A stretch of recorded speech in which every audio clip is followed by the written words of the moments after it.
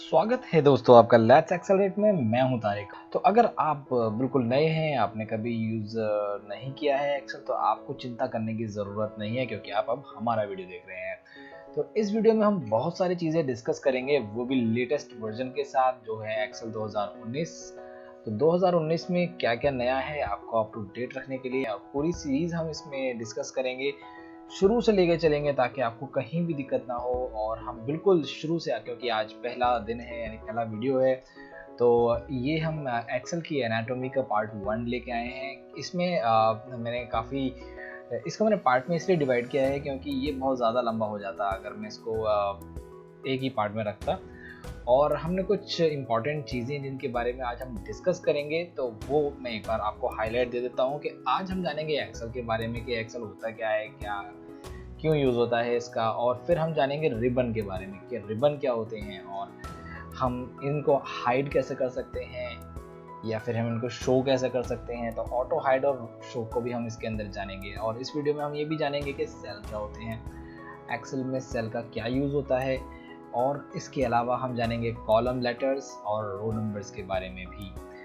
और आगे चलेंगे, हम बात करेंगे फाइल बटन की, थोड़ा सा ओवरव्यू देंगे उसके बारे में। और उसके बाद हम जानेंगे टाइटल्स बार के बारे में, यानी कि टाइटल बार क्या होता है और उसमें क्या क्या यूज़ होता है, यानी कि क्या क्या चीज़ कंपोनेंट्स होते हैं उसके।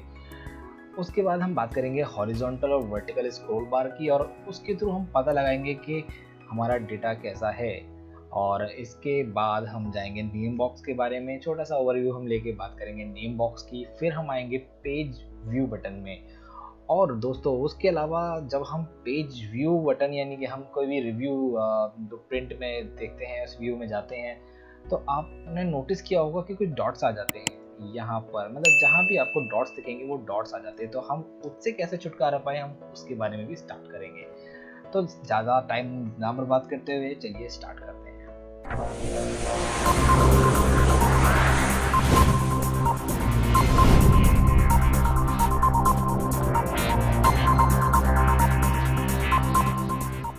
तो दोस्तों क्या होता है एक्सेल? एक्सेल एक्चुअली दुनिया में सबसे ज़्यादा यूज़ होने वाला स्प्रेडशीट सॉफ्टवेयर है, या फिर यूँ कह लीजिए कि स्प्रेडशीट प्रोग्राम है।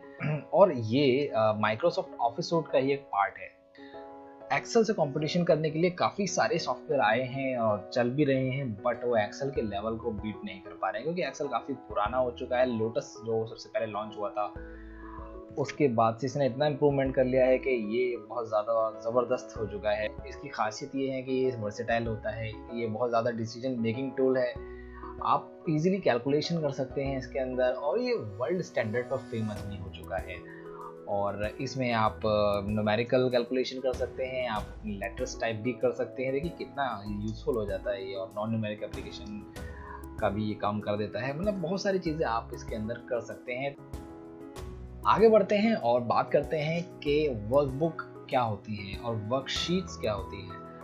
तो दोस्तों जैसे ही आप एक्सेल के किसी भी आइकन पे, प्रोग्राम पे क्लिक करेंगे, तो आपको इस तरह की स्क्रीन नज़र आएगी। यानी कि ये तो मैंने ऑलरेडी फाइल सेव कर ली है, बट आपको यहाँ पे बुक 1 करके नज़र आएगा यहाँ पर।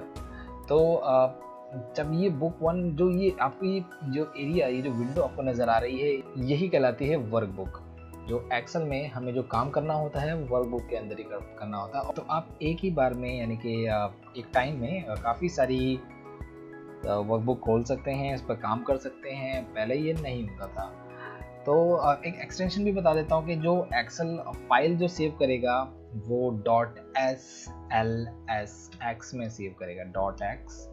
.XLSX के अंदर सेव करता है बाय डिफ़ॉल्ट। और भी फॉर्मेट होते हैं जिसमें हम सेव कर सकते हैं, वो हम आगे डिस्कस करेंगे। तो मैंने क्यों कहा कि आप एक टाइम में एक वर्कबुक से ज़्यादा खोल सकते हैं और वो अपनी अलग विंडो में खुलेगी। पहले जो 2013 के जो वर्जन थे एक्सेल के, उसमें जो विंडो खुलती थी वो एक ही एक्सेल में खुलती थी, मतलब अलग विंडो नहीं होती थी, वो एक ही सॉफ्टवेयर के अंदर ओपन होती चली जाती थी। हमें बहुत प्रॉब्लम होती थी उसके अंदर। तो अब क्या हुआ है, 2013 के बाद से आप हर फाइल की अपनी अलग विंडो खुलती है, तो वो बहुत ज़्यादा हेल्पफुल हो जाता है। मैं इसका एग्जांपल आपको देना चाहूँगा। तो दोस्तों ये इतनी सारी फाइल्स पड़ी हैं, मैं ऑलरेडी एक फाइल ओपन कर रखी है। अगर मैं दूसरी फाइल ओपन करूँगा, पहले ये होता था कि इसी में एक प्रोग्राम यहाँ पे आ जाता था इस तरह से, मतलब वो जो फाइल होती थी वो इधर ओपन हो जाती थी।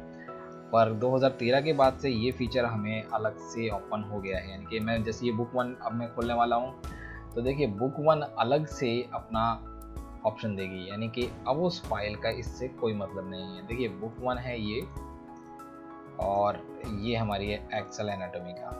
तो इस तरह से हम इसमें आसानी से अलग अलग कई सारी फाइल ओपन कर सकते हैं। तो ये हमारे 2013 से पहले के वर्जन में नहीं होता था। तो इस फीचर के आने से हमें क्या फ़ायदा मिला, क्योंकि आजकल ज़्यादातर डबल स्क्रीन पे काम होता है, तो आप दो फाइल को अलग अलग डबल स्क्रीन पे चला सकते हैं। यानी कि इस फाइल को मैं इस वाली स्क्रीन पे खोल सकता हूँ और दूसरी फाइल को मैं दूसरी स्क्रीन पे ले जा सकता हूँ। तो इसकी वजह से हमें काफ़ी ज़्यादा सहायता मिलती है इसमें। तो अब जब हमने वर्कबुक के बारे में डिस्कस करा है, तो अब हम वर्कशीट के बारे में भी डिस्कस कर ही लेते हैं। तो जैसा कि दोस्तों हमने ये प्रोग्राम ओपन किया, तो हमें यहाँ पे शीट वन करके दिखा है, इसे ही वर्कशीट बोलते हैं। तो दोस्तों वर्कशीट जो होता है एक्सेल, जैसे कि एक्सेल बाप है तो वर्कशीट उसके बच्चे हैं। यानी कि एक्सेल हर वर्कबुक के अंदर आप बाय डिफॉल्ट आपको एक मिलती है वर्कशीट, बट आप 255 वर्कशीट एक वर्कबुक के अंदर इंसर्ट कर सकते हैं। तो अब एक वर्कबुक में 255 वर्कशीट ऐड कर सकते हैं। और दोस्तों अब इस वर्कशीट हमने ऐड तो कर ली है, बट इसको हम एक्टिवेट कैसे करेंगे? तो जैसे ही आप सिलेक्ट करते हैं तो वो वर्कशीट एक्टिवेट हो जाती है और दूसरी वर्कशीट इनएक्टिव हो जाती है या फिर डीएक्टिवेट हो जाती है। तो फिर हम उसको सिलेक्ट करेंगे तो पिछली वाली इनएक्टिव हो जाएगी। तो इस तरह से हम एक्टिवेट करके या फिर डीएक्टिवेट कर सकते हैं। और हर वर्कशीट की अपनी एक इनविजिबल ड्राइंग लेयर भी होती है इसके अलावा, तो जिसमें हम चार्ट भी रखते हैं, अपनी इमेजेस रखते हैं, अपने डायग्राम्स भी रखते हैं। तो यानी कि इसके अलावा आपको वर्कशीट के अंदर चार्ट का फीचर भी मिलता है, इमेजेस का भी मिलता है और डायग्राम का भी मिलता है। तो अब जानते हैं कि हम दो वर्कशीट के बीच में माउस से तो हम क्लिक करके आ सकते हैं, बट बिना माउस के हम कैसे जाएंगे? बिना माउस के जाने के लिए हमें करना होगा कंट्रोल प्रेस, और कंट्रोल को प्रेस करके रखना होगा और हमें करना होगा पेज डाउन।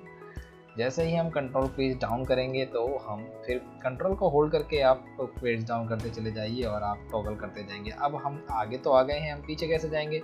शीट 4 पे हूँ मैं, शीट 3 पे जाने के लिए मुझे करना होगा control page up. Page up करता जाऊंगा, फिर ये पीछे की तरफ चलेगा, यानी control page up control page down से मैं टॉगल कर सकता हूँ। तो अब जान लेते हैं, हम अंदर डीपली आते जा रहे हैं, तो हम ये भी जान लेते हैं कि सेल्स क्या होते हैं। तो जो भी हम एक्सेल में जो पॉइंटर होता है वो सेल होता है, यानी कि जो एरिया अभी सिलेक्टेड है वो एक सेल है, और एक सेल के अंदर हम नंबर भी रख सकते हैं, हम फॉर्मूला भी रख सकते हैं, हम टेक्स्ट भी रख सकते हैं। मैं एग्जांपल दिखाता हूँ। एग्जांपल देखिए, मैं इसमें नंबर रख सकता हूँ। देखिए मैंने नंबर रख लिया है। मैं चाहता हूँ कि मैं इसमें फॉर्मूला रखूँ, तो फॉर्मूला भी हम ले लेते हैं। देखिए इस तरह से हम फॉर्मूला रख सकते हैं। मैं चाहता हूँ इसमें मैं कोई टेक्स्ट रखूँ, तो ये देखिए टेक्स्ट भी हम रख चुके हैं। इस तरह से हम इसमें नंबर भी रख सकते हैं, हम इसके अंदर फॉर्मूला भी रख सकते हैं, और एक ही सेल उसी सेल के अंदर हम टेक्स्ट भी रख सकते हैं। अक्सर देखा गया है दोस्तों कि नए यूज़र जो होते हैं, जो एक्सेल के डिफरेंट एलिमेंट्स होते हैं, इनको देखकर डर जाते हैं। और जैसा कि आप धीरे धीरे आपको इससे फेमिलियर होते हैं इसके अलग अलग पार्ट्स के बारे में, तो ये आपको अच्छा सा लगने लगता है, आपको ईजी लगने लगता है। तो अब उन्हीं पार्ट्स के बारे में हम बात करने वाले हैं कि वो पार्ट कौन कौन से होते हैं। तो सबसे पहला पार्ट आता है रिबन का। तो दोस्तों ये एरिया जो आप देख रहे हैं इसको हम बोलते हैं रिबन, और हर रिबन के अंदर ये टूल्स होते हैं या ये बटन्स होते हैं, और हर टैब पे का अपना रिबन होता है। यानी कि हर टैब पे हम जब क्लिक करेंगे इंसर्ट, ये होम से स्टार्ट होता है। फाइल रिबन का ऑप्शन नहीं होता है। फाइल एक्चुअली कुछ और होता है, वो बैक स्टेज व्यू होता है। तो होम होता है, होम करेंगे हम सिलेक्ट, तो बाय डिफ़ॉल्ट आपको होम ही मिलेगा। होम के अंदर आपको ये सारे बटन मिलेंगे। अब पेज लेआउट के अपना रिबन है, फॉर्मूला का अपना है, डेवलपर का अपना है, हेल्प का अपना है। तो इस तरह से हर किसी का अपना अलग रिबन ऑप्शन है। तो अब मुझे चाहिए कि मैं ये रिबन नहीं देखना चाहता हूँ, मुझे इस रिबन को हाइड रखना है, और मुझे प्रॉब्लम होती है या फिर मेरा डेटा इस तरह का है कि मैं ये ऊपर तक चाहता हूँ और मुझे ये नहीं चाहिए बटन। तो मैं क्या करूँगा, मैं किसी भी मेन्यू बार पे जाके डबल क्लिक कर दूंगा। और ये हो जाएगा हाइड। तो ये जब तक नहीं दिखेगा जब तक मैं क्लिक नहीं करता इस पर। अब इसको शो कैसे करना है, तो शो करने के लिए हमें क्या करना होगा, इस पर दोबारा जाना होगा, किसी भी टैब पे जाना होगा और डबल क्लिक कर देना होगा। तो अब ये विजिबल रहेगा हमेशा के लिए। या ये काम आप यहाँ से भी अंजाम दे सकते हैं। इस तरह से आप इसको डबल क्लिक कर सकते हैं और फिर इस पर क्लिक कर सकते हैं, सिंगल क्लिक और डबल क्लिक करके वापस ला सकते हैं। इसके अलावा शॉर्टकट इसका होता है कंट्रोल F1। कंट्रोल F1 करेंगे या हाइड हो जाएगा, कंट्रोल F1 दोबारा करेंगे तो ये शो हो जाएगा। तो दोस्तों जैसा कि मैंने बताया कि रिबन हमारा होम से स्टार्ट होता है, तो ये फाइल क्यों दे रखा है इसके अंदर, ये ऐसा हमें क्यों लग रहा है कि ये इसका पार्ट है, यानी कि टैब जो हैं या मेन्यूज जो होते हैं इनका पार्ट है। असल में ये इसका पार्ट नहीं होता, ये बैक स्टेज व्यू होता है जिसके अंदर काफ़ी सारे ऑप्शंस होते हैं। हम अपनी शीट को एडजस्ट कैसे कर सकते हैं, अपने डॉक्यूमेंट को प्रिंट कैसे कर सकते हैं, इसमें एक्सेल की सेटिंग में कैसे चेंजेस कर सकते हैं, वो हम बाद में बात करेंगे। छोटा सा उदाहरण मैं इस वीडियो में भी एंड में देने वाला हूँ, तो बने रहिए और देखते रहिए। अभी तो आगे बढ़ते हैं। आगे जैसा कि आपको ये ABCD दिख रही है दोस्तों, तो ABCD जो है A से लेके XFD तक होती है, यानी कि देखिए XFD तक ABCD चलेगी। ABCD इस तरह से चलता रहेगा। जब Z खत्म हो जाएगा तो फिर ये A से स्टार्ट होगा। अब ये ABACAD करके करते चलते चलते ये Z पे खत्म होगा। फिर AZ आने के बाद फिर ये B चलेगा, यानी कि फिर ये ABCD से करते करते धीरे धीरे और ये XFD पे जाके खत्म हो जाएगा। तो कुल मिला के अगर हम काउंट करें तो ये जो A है, B है, C है, ये इनको बोलते हैं हम कॉलम। ये चीज़ जो होती है ये कॉलम होती है, ये इनको हम कॉलम बोलते हैं। और आपको एक वर्कशीट के अंदर 16,384 कॉलम मिल जाते हैं एक वर्कशीट के अंदर, यानी कि इसके अंदर 16,384 कॉलम है। और आप कॉलम सेलेक्ट कैसे करते हैं, आप किसी भी यानी कि किसी भी लेटर पे क्लिक कीजिए और आपका पूरा ऊपर से लेकर नीचे तक का कॉलम सिलेक्ट हो जाएगा। और आप चाहते हैं कि ये साइज इसका बड़ा है और मैं इसको एडजस्ट करना चाहता हूं, तो आप इन दो कॉलम के बीच की लाइन को क्लिक कीजिए और अपने हिसाब से स्ट्रेच करके या फिर उसको एडजस्ट कर लीजिए। तो इस तरह से आप इसको एडजस्ट कर लेते हैं। तो बात आती है रो नंबर्स की। तो ये कॉलम, ये तो हो गए कॉलम। अब ये नंबर्स क्या होते हैं, इसको हम बोलते हैं रोज। ये कॉलम्स होते हैं, यानी कि ABCD ये हिस्सा कॉलम का आता है और ये हिस्सा आता है हमारा रोज का। तो रोज में क्या होता है दोस्तों कि ये 1 से लेके 10,48,576 तक होती हैं। मुझे लिखने की ज़रूरत नहीं है, काउंट यहाँ पर आ रहा है इसका। तो 10,48,576 रोज होती हैं और 16,384 2019 में ये कॉलम होते हैं इसके। तो इस तरह से हम रो को भी एडजस्ट कर सकते हैं जिस तरह से हमने कॉलम को किया था, यानी कि यहाँ क्लिक करके हम इसको अपने अकॉर्डिंग एडजस्ट कर सकते हैं, इसकी विड्थ को, हाइट को, सॉरी। तो आगे बढ़ते हैं, बात करते हैं टाइटल बार की। तो ये जहाँ पर हम अपनी फाइल का नाम लिखते हैं उसको बोलते हैं टाइटल बार। ये तो ज़्यादातर हर कोई जानता है क्योंकि फाइल का नाम टाइटल बार में ही आता है। टाइटल बार के लेफ्ट में आप देखेंगे ये काफ़ी सारे ऑप्शन दिख रहे हैं, हालांकि हर किसी को नहीं दिखते, मैंने इनेबल करे हुए हैं। ये होते हैं क्विक एक्सेस टूल बार के, जो हम बाद में बात करेंगे जिसकी। और ये राइट में जो ऑप्शन होते हैं, ये अगर आपने 365 ले रखा है तो आपका साइन इन का जो यूज़र नेम होगा वो यहाँ शो होगा, और ये ऑटोमेटिक शो हाइड करने के लिए होता है। और यहाँ से आप मिनिमाइज कर सकते हैं और इसको आप रिस्टोर कर सकते हैं, डाउन कर सकते हैं, आप इससे यहाँ से क्लोज कैंसिल प्रोग्राम कर सकते हैं। ये तो विंडोज़ ऑपरेटिंग सिस्टम का ऑलरेडी पार्ट होता है, तो लगभग सभी को पता होता है। तो बात करते हैं बार्स की। जो हॉरिजॉन्टल बार आपको ये दिख रहा है, ये बहुत बड़ा आ रहा है, तो इसके थ्रू आप अपनी स्क्रीन को, अपने एक्सेल को स्क्रॉल कर सकते हैं लेफ्ट टू राइट। पर ये अभी जैसा कि मैंने आपको दिखाया था ये XFD तक होता है, बट ये तो ऐसा ही स्टॉप हो रहा है। मैं स्क्रॉल कर रहा हूँ, ये XFD तक है, तो ये यहीं तक होगा जहाँ तक हमारा डेटा होगा। और ये देखिए मैंने आपको दिखाया था कि ये काफ़ी ज़्यादा आ रहा था, 10,48,000 तक आ रहा था। इस तरह से ये इसको बोलते हैं वर्टिकल स्क्रॉल बार। तो ये भी यहीं तक रुका हुआ है। ये इसलिए रुका हुआ है क्योंकि इसके आगे हमारा डेटा नहीं है।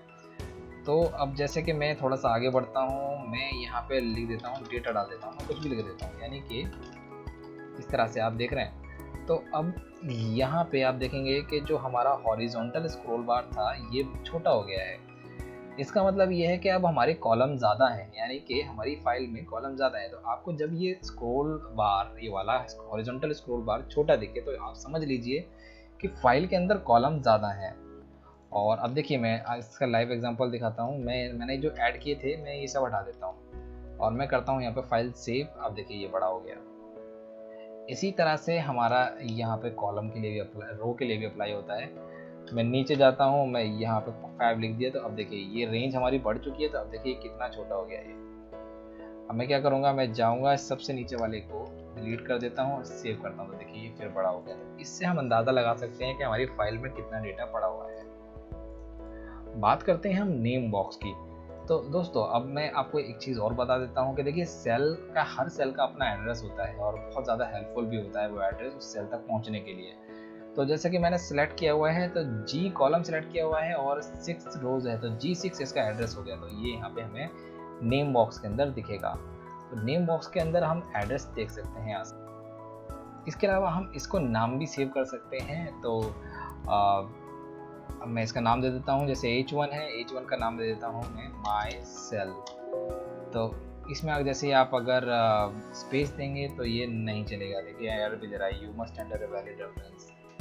तो मैं क्या करूँगा, माई और ये अंडरस्कोर सेल कर देता हूँ और देखिए तो अब जैसे ही मैं माई सेल पे मैं H1 पे क्लिक करूँगा तो देखिए ये माई सेल दिखाएगा, अभी H1 नहीं दिखाएगा। तो इस तरह से हम अपनी सेल को नाम भी दे सकते हैं। तो ये नेम रेंज होता है और इसमें बहुत कुछ होता है करने के लिए। तो वो हम आगे एडवांस में जब जाएंगे तब हम इसके बारे में डिस्कस करेंगे। तो आगे चलते हैं, बात करते हैं पेज व्यू बटन की। तो पेज व्यू बटन बहुत ही काम का ऑप्शन होता है जब आपको प्रिंट लेना हो, यानी आपको अपना डेटा प्रिंट के अकॉर्डिंग सेट करना हो। तो आप जाएंगे यहाँ पे क्लिक करेंगे तो आप उसको प्रिंट के लिए अवेलेबल करा सकते हैं। तो सॉरी मैंने यहाँ क्या कुछ गड़बड़ कर दिया लगता है। मैंने जैसे कि यहाँ पे आया मैं और देखिए ये प्रिंट पे ऑलरेडी ये दिखा दिया जैसे कि क्या हेडर आपको लेना है। और ये मतलब आपको यहाँ पे अपना एरिया जो है प्रिंट, अपना जो डेटा है प्रिंट के अकॉर्डिंग सेट कर सकते हैं। और आप प्रीव्यू देखना चाहते हैं कि किस तरह का दिखेगा तो आपको यहाँ दिखेगा और आप अपने नॉर्मल व्यू में वापस आ सकते हैं। तो इस तरह से आप अपने नॉर्मल व्यू में वापस आ सकते हैं। पर एक चीज़ जिसकी काफ़ी ज़्यादा लोगों को प्रॉब्लम होती है वो होते हैं ये पेज ब्रेक की लाइन्स। हमने एक बार भी जैसे ही हम अपने प्रिंट प्रीव्यू वाले ऑप्शन में जाते हैं, पेज व्यू बटन में जाते हैं, ये डॉटेड लाइन शो करने लगता है। तो डॉटेड लाइन से छुटकारे पाने के 2 तरीके होते हैं। पहला तरीका ये है कि आप इस फाइल को सेव कीजिए और इसको बंद कीजिए और इसको आप दोबारा ओपन कीजिए। तो देखिए अब ये चला गया है।